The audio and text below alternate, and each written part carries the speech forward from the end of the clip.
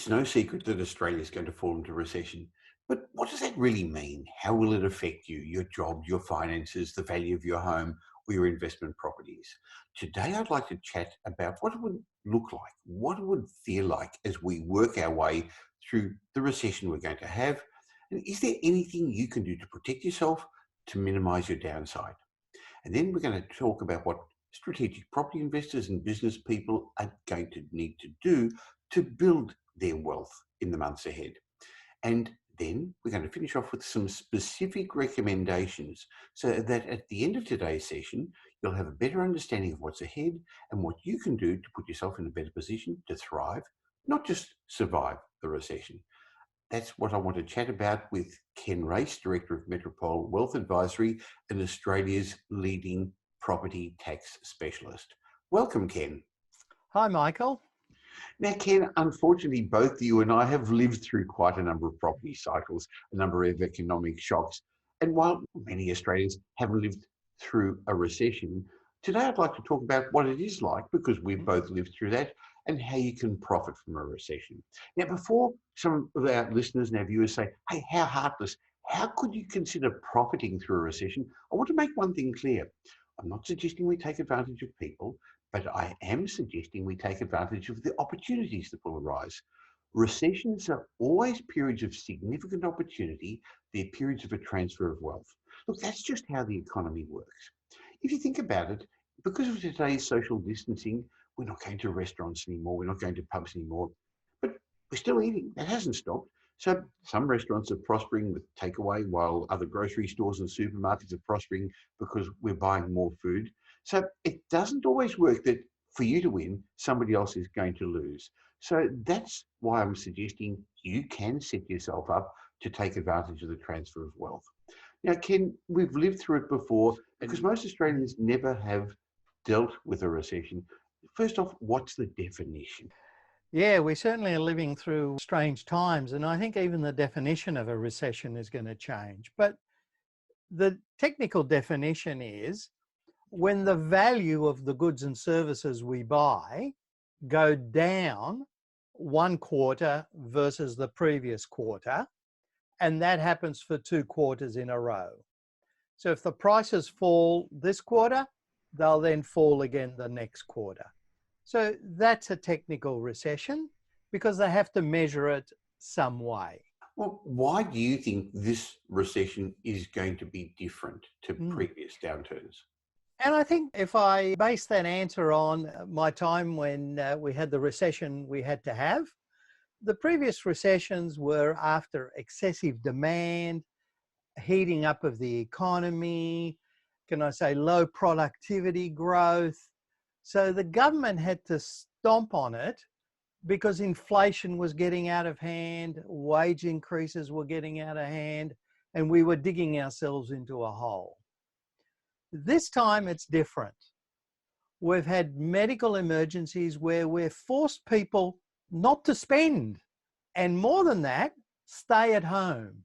So therefore, we're seeing people not spending, and the other significant difference is the banking system and the cost of money. In the previous recession, to really slow down the economy, interest rates went through the roof. 17-odd%, some people were paying 20. So it was a real crunch on the economy to stop people spending. And the banks, weren't helping people through those times of financial stress. Whereas this time the banks are forced, for want of a better word, to support business clients, to support mortgage owners. So the whole system is propping people up as best as it can, which has never happened before. It is very different, isn't it? Because the government is helping businesses with the job keeper, it's helping employees with the job seeker. And because the banks are giving mortgage holidays or deferrals, doesn't mean you get out of paying your mortgage.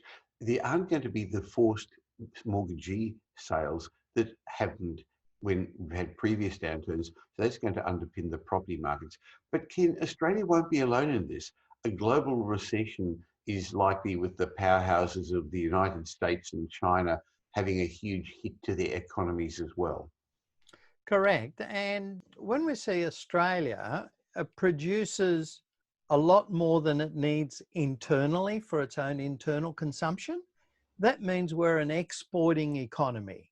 So we export our raw materials, some services, can I say food, education is a big one, tourism is a big one. So while we've stopped people traveling, that's been a big impact on some of our biggest income earners, tourism and education. From those economies that are also closed their borders. So we're being hit on all fronts, as is every country. And that's been, if you like, exacerbated, made worse by, unfortunately, a lot of people succumbing to the disease, to the virus, and in many cases passing away. Well, the medical consequences are tragic, but as we move forward, what can we expect to see? What's Australia going to be like for the balance of this year and then hopefully over the next year as we start to move out of the recession? Let's start with one of the obvious ones. We're going to have higher unemployment. It's going to be harder to switch jobs, and it's going to be reasonable to expect that there's going to be a few more redundancies and terminations moving ahead, Ken. Yes, and I think a lot of businesses who hadn't planned for the future, who weren't structurally robust, it's the time of reckoning. So I think a lot of businesses won't reopen. That's unfortunate. That's Yeah, terrible. But unfortunately, that is what happens with every recession. It's terrible when it happens to you, but it is a cleaning out and in some ways a survival of the fittest, isn't it? correct. So I think we're seeing changes to the way the economies work. We're going to have higher efficiency. So a lot more people were working from home. Yes, there was the mental issues. Could people cope from working from home? But we changed our IT platforms. We changed our processes. So efficiency levels have gone up. And I think a lot of manufacturing changed the way they plan, the way they have their supply chains. So efficiencies will grow, which I think we could see a bit of a silver lining that with efficiency growing, allowing us to produce the same volume, maybe at a lower cost, I think that's going to be one of the stimuluses to start pushing up wages that we haven't seen wage growth over many, many years. So I'm quite hopeful that when we finally come out of this, we're going to see some wage growth. With a few more people out of work or working casually or not working their full hours, though, I can see moving forward, Ken, our spending power is going to be reduced, and that could affect retailing and industry in general. Yes, I think people have seen, even if they weren't converts before, buying via the internet. So the bricks and mortar stores have moved to more internet based. So I think we're going to see an impact then on people physically working in these bricks and mortar stores. We've seen the restaurants change in doing delivery. I mean, just as a funny example, my son was telling me of the local pub who now delivers cocktails in little plastic bags. So people have become very inventive in what they do. And I think that's going to have an impact on the number of people who get employed. And also, I think the hours that people work will reduce. That's what they call underemployment. I think that will go up as well. Guess what I'm hearing then is that for a short while, income won't grow. In fact, many people will take a bit of a hit to their incomes. This is, in the short term, going to reduce spending power. And even those who are holding on to their jobs, I think for some of them, it's going to impact their spending patterns as well, as they're probably a bit less willing to put money out there. They're just saving for a rainy day. And with regard to real estate markets, our property markets, they're going to take a hit as well, because social distancing and the inability to inspect properties and transact in the normal way is meaning that sellers aren't putting their properties on the market. There's less stock on the market. Only non-discretionary sellers, people who really have to sell, are putting their properties up for sale. People don't like this new concept of online auctions and inspecting. This means the number of transactions is going to decrease. There'll be fewer buyers, and those buyers who are going to take advantage of the opportunities around are going to be facing sellers who are going to be more keen to negotiate. So I can see property values dropping, but on much, much less volume in the next little while, which is going to be a good opportunity for those who are financially secure and stable to move ahead. But well-located investment grade properties, A-grade homes, they're not seeming to fall much, maybe 5%, they may fall about 10%. Secondary properties, B-grade properties are likely to suffer more, and C-grade properties, no one's buying those at the moment. But Ken, they're all the negative things, and we are going to get through this. I think we've got to remember that this is short and sharp. We're having a terrorist attack that will affect us, and we'll get out of it rather than the long drawn-out war. But can you see any upsides to all this? We've already spoken about one, which I guess is increased efficiency and innovation. What else can you see? Yes, I think we're going to see Australia, I think, have a mood change in what we produce and how we produce it. I think that term, our supply chain, where we've seen we are quite vulnerable in a number of key areas if we can't import those goods and services. So I think we're going to see some growth in the economy in some new industries, tightening up of some of the ownership of some of the industries. And I think before people start talking about xenophobia or this or that, at the end of the day, we have to be able to produce and have access to, can I say, essential goods and services. And I think it was almost a laissez-faire approach because the world had opened up so much. We became a little bit lazy, as did a lot of other countries, on where was the cheapest place to source something. But now that we see, as soon as that supply line is cut, we're then vulnerable. So I think we're going to see some of those industries pick up. I think we've seen industries have completely different production of goods and services with the machinery, the stock, the floor space, the people they have. I was seeing one of the car manufacturers the other day is now making those medical protection masks. They've got the talent there, they're just now pushing it into other area. So I think that's going to be a big area, the supply chain. I think more and more the world is going to want our clean food, our clean education. So we just have to be careful on the spread of customers. I think like any business, if you have one customer, you're vulnerable. If you've got many customers, less so. So I think we're going to see a spread.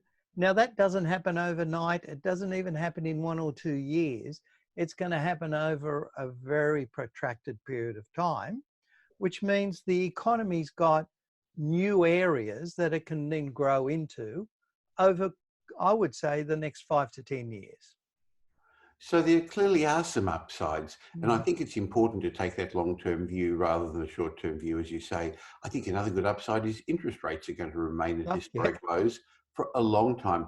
The official cash rate sitting at 0.25%, and the Reserve Bank Governor, Philip Lowe's, come out on a number of occasions saying that it's not going to go up until unemployment drops to 4.5% or so.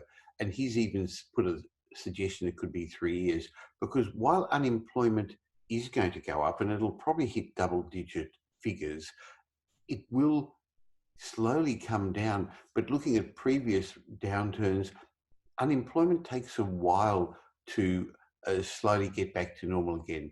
I think another upside is falling property values, as we suggested, are going to provide a short-term window of opportunity. I don't see this as being a long-term downturn, because once we are free to go out and inspect again, once we're free to have auctions again, once the banks are able to process our loans faster again, there's a pent-up demand.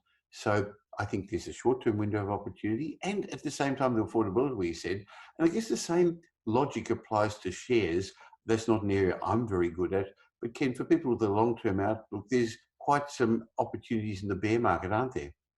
There certainly are. I think it's going to be a lot more industry specific this time. The general market will grow. We saw after the GFC, it took a decade plus for the share market to really start picking up. But we saw the beginnings of a very strong share market last year, as we did property prices in the fourth quarter of calendar 2019. It rebounded. It started to rebound quite quickly. But now with the COVID-19 virus, it suppressed it. So I think it's a steaming pot that's got the lid being forced shut, that as soon as we can take that lid off, then I think we're going to see in certain sectors of the economy quite robust growth. And I think property certainly could be one. So for those people who have taken the time and the effort to get themselves ready, I think like you were saying before, you take advantage of the situation, not people.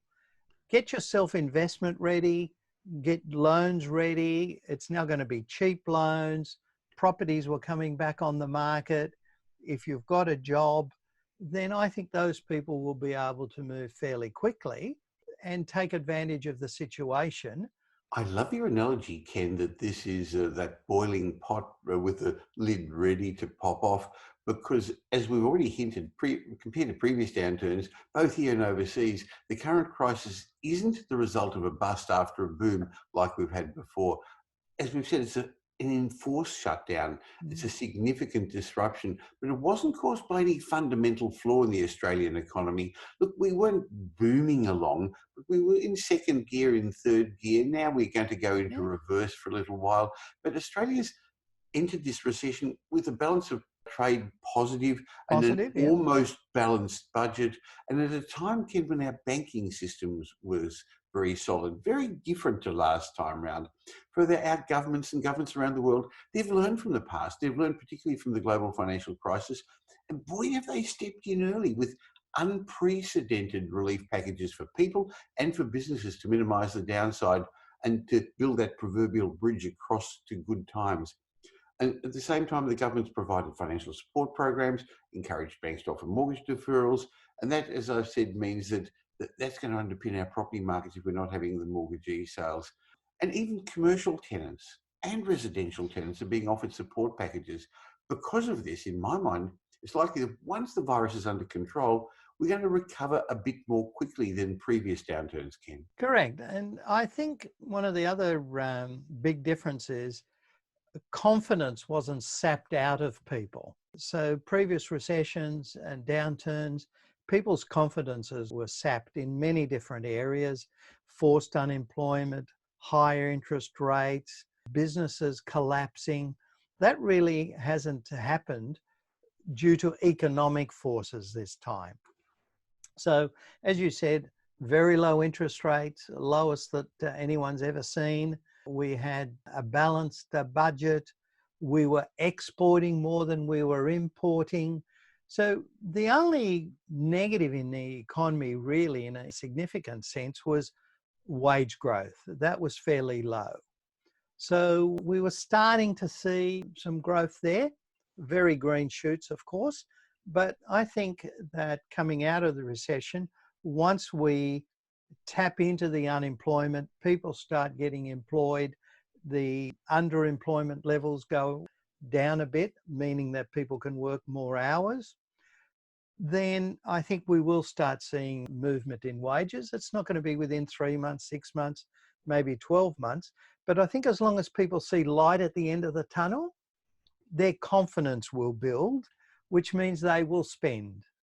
I think confidence is one of the important factors that actually reflects all those other things. Your peace of mind, your financial security, your job security, interest rates, your confidence in your health. And interestingly, if we have a short downturn, it's going to be easier to regain your confidence. The longer it goes on, the longer it's going to take to turn your confidence around. So Ken, let's move forward. What's Australia going to look like after the recession? And we're probably talking only the end of this year, maybe early next year, depending upon how many quarters the GDP is going to go down. I guess the first one we've already said is interest rates are going to be low, not just in Australia, around the world. We've also realised that monetary policy has very little effect. The low interest rates aren't going to stimulate anything anymore. That effect has already worked through. But one of the other issues I see, Ken, is our government is going to be lumbered with a significant amount of debt. with what it's already spending, but I can see it's going to require even further stimulus packages, grease the wheels of industry and get things going. Correct. There's two levers. Monetary policy, which is interest rates. I mean, how far can they go? We saw oil prices move into negative territory.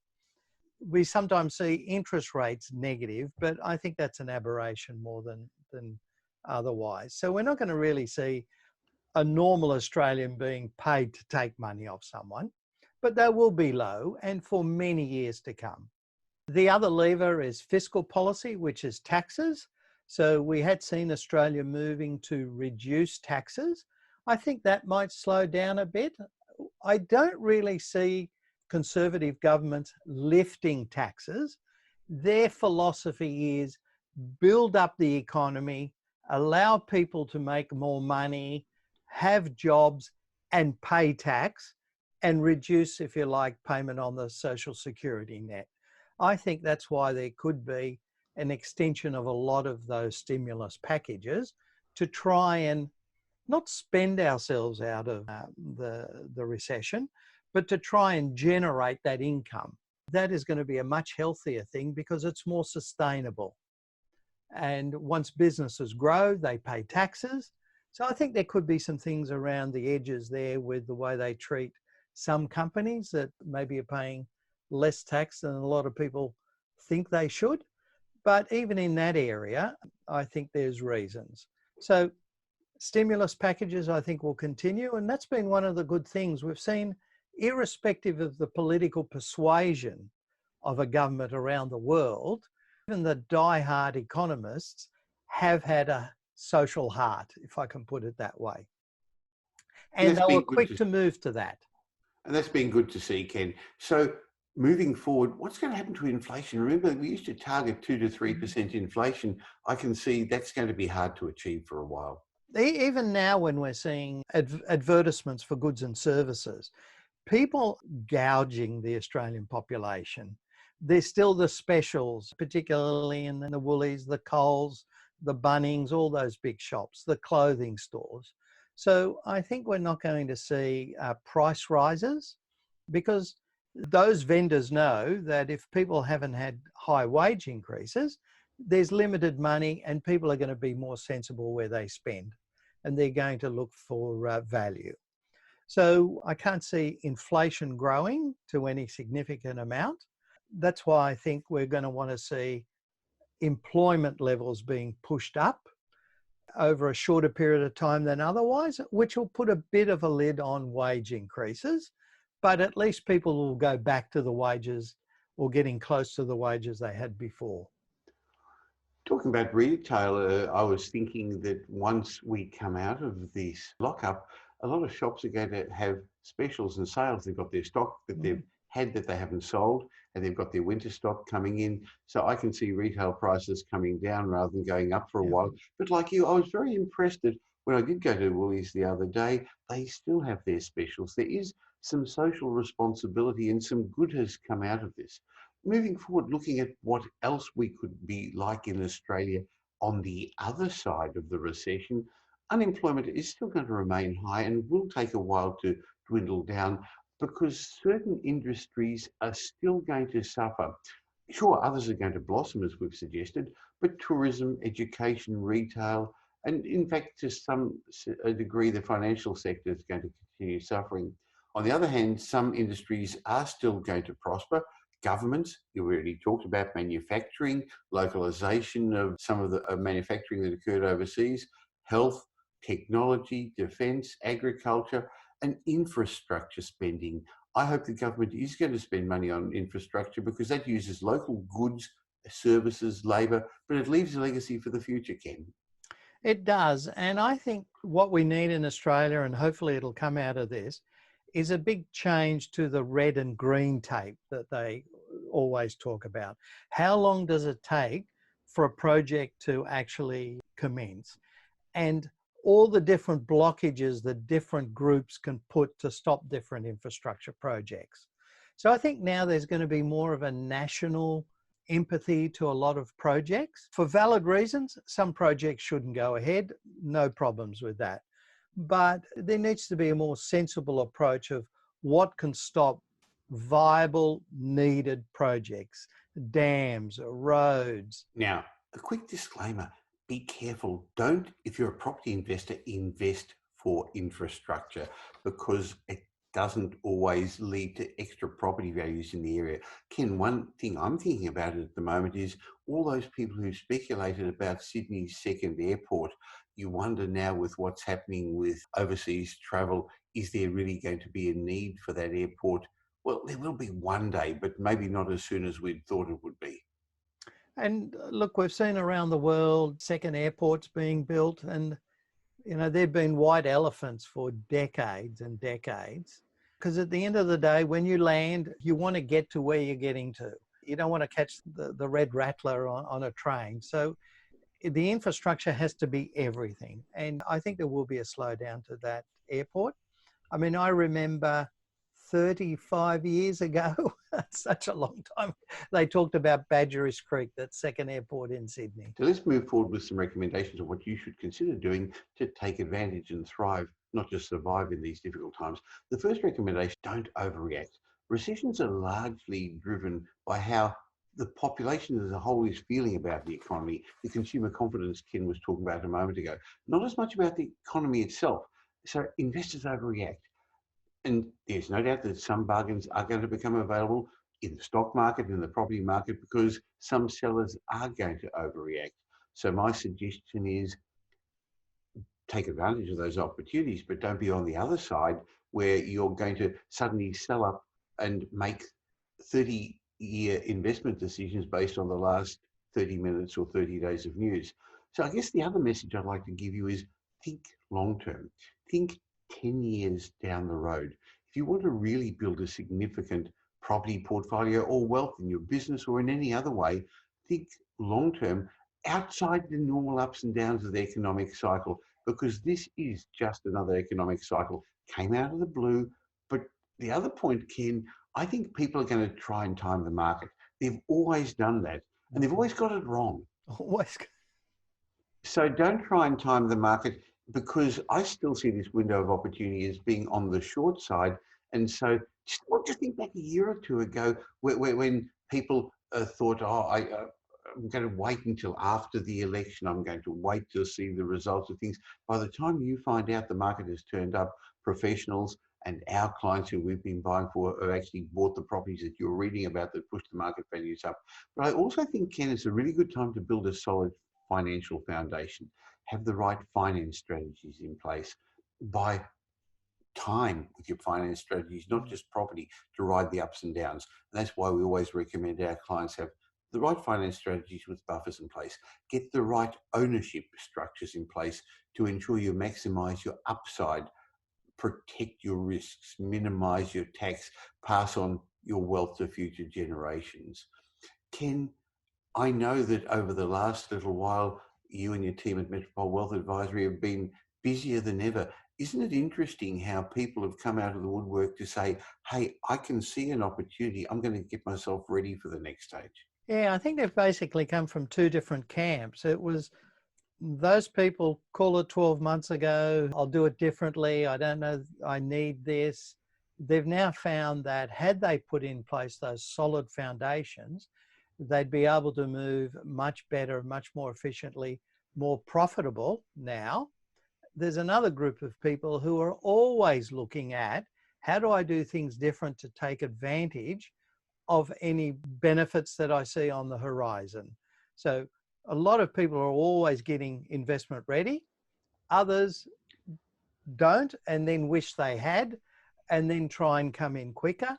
So it's better late than never, I tell people. Don't cry over spilt milk, because it's better now than in years to come. But there's clearly a lot more people currently getting themselves ready. They're strategically focused. They're positioning themselves for the future. Now, Ken, you've heard this before, and the people listening to this podcast or watching this video have possibly heard me say it before, but I want to bring some certainty to these uncertain times. In 12 months' time, we're going to be a year further down the track. And somewhere between now and then, we're going to cross what I call a survival line. I don't know whether it's going to be in 6 weeks or 6 months, but at that stage, desire greed is going to be a bigger driver than fear at the moment. And I'm seeing three ways people are thinking, three-way business people are thinking, three-way investors are thinking, and some are freezing, some are fear-focused, some are panicking, some are only worried about the here and now. And those people won't necessarily cross that survival line. Their businesses are going to close down. They've sold off their shares, and unfortunately, they're not going to get the upside. And some are even thinking about selling property, and that's a silly, silly thing to do. I think the majority of people, they're a bit unfocused. They're hunkering down. They're buying the pasta and the rice, and they're just going to hunker down until we get through all this, and they will survive. They'll cross that survival line. They'll be there in a year's time, but they're going to miss out on those great opportunities that those strategically focused business owners, investors, and professionals are taking advantage of. They're taking this opportunity to set themselves up by getting the right ownership structures, by making sure that their ownership structures are tax effective, that they're not got leakage, and that they can get their finance to move forward. They're using this as a window of opportunity. Ken, what's the commonest thing people are currently asking you when they sit with you to get a strategic wealth plan? The first one is for people in business, are they correctly structured to safeguard their wealth, to minimize their tax? And we're not talking about tax avoidance, we're talking about avoidable over tax paying. So there's lots of people in that situation who quite simply could be paying less tax. So it's a restructuring of their business. Another one is I'm seeing a lot of clients who are now starting to be concerned about asset protection. So how can they protect their assets? And that's now while they're alive, while they're in business, but more so when they pass it to the next generation. So how can I safely pass on to my children, knowing that it's going to stay within my lineal bloodline descendants? So a lot of people are very concerned about that. Thirdly is people don't really understand, how do I actually create wealth for myself that I'll be able to retire on passively? By passively, I mean the money's going to flow through. There'll be some little ups and downs, obviously, with different economic climates, but that passive income. So it's preparing that plan for people that takes them step by step so they have some certainty. They actually know they'll get a result. And those three things, I think, when you put them all together, equally apply to my clients in business, people in professional services, people in jobs wanting to just do a little bit better for themselves and or their family.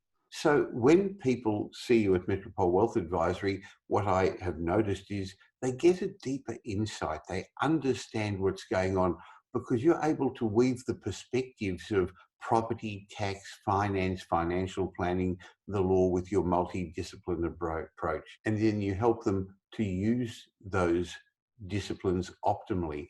I know you also help people have clarity. They have asset protection. As you said, they help minimize their tax. And a large part of it is estate planning to be able to pass it on to future generations. What I've always been impressed with, though, is that you actually help them implement that. So you don't do their weekly regular tax returns, but as a project manager, you get the various disciplines together, you audit what their existing position is, you assess the various options that they have, and then you manage the various disciplines to help them get the results that they want. So if people are keen to have a chat with you, they should contact us at Metropole, and there's a link on the page at the moment, or if you're listening to the podcast, it'll be in the show notes.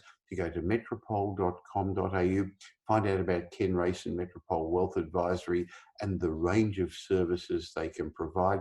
And this is particularly for business owners and professionals who want to take their business to the next level and use the funds from their business to build a business on the outside without as many moving parts, the property business. And it's also for property investors who want to treat their properties as a business, not just to buy one property or two and get stuck at that level, but to build a substantial asset base. One of the things you pointed out a moment ago, Ken, that I know I've noticed is many of them don't really understand what the end game is. This is all very good, but they've actually never thought, how's it all going to finish? How they're going to live off it all? And that's where I know your strategic plans are very helpful. If we don't know the size of the problem, how far we want to go, we don't know what we need to do. So then our mindset, I think, just jumps from one problem to another. And then when something crops up like COVID-19, it sort of pulls the rug out of people. But if you sort of see a plan, it's got an exit strategy, you've got some safety nets in place, we should assume these sorts of things will come up every now and again. So therefore, we're not fearful of when they do come up, because while we didn't plan for that specific event, we did plan for uncertainty. So if you've been watching Ken and me, and you can now see that we will get through this, if you've been listening to this as the audio version of it, you've got one of three choices. You can be one of those people who is just going to worry and panic, fear, and not get across the survivor line.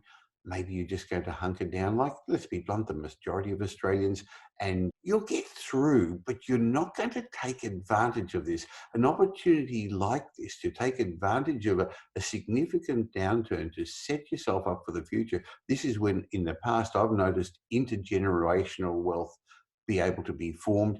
It's when great businesses have been formed. Classically, Disney came out of a recession. Uber came out of the recession they had in the United States a decade ago. You could also then be in that last category, that small category of strategic investors who are now going to seek advice and set themselves up. I'm not saying it's the right time for you to buy property now or tomorrow. I don't know your circumstances. But for many people, remember, even if 20% of the population is unemployed, 80% are still going to be gainfully employed. If you're in a secure position, if you're secure about your future, now's the time to catch up with Ken or the team at Metropole and secure the balance of your financial future and thrive, not just survive in these challenging times. Ken, thank you so much for your time. We'll be back regularly to work our way through this, but at least now people who've taken the time to listen to your and my thoughts are going to have a little bit of a better understanding of what's ahead. And if we do have some inkling of what's ahead, that takes away a level of the uncertainty and the fear, doesn't it? And I hope that we've been able to calm down some people's mindset. People see that it's not all gloom and doom, and that there is light at the end of the tunnel, and you just need that clarity to push through. Thanks for your time, Ken. Catch up again real soon. Thank you, Michael.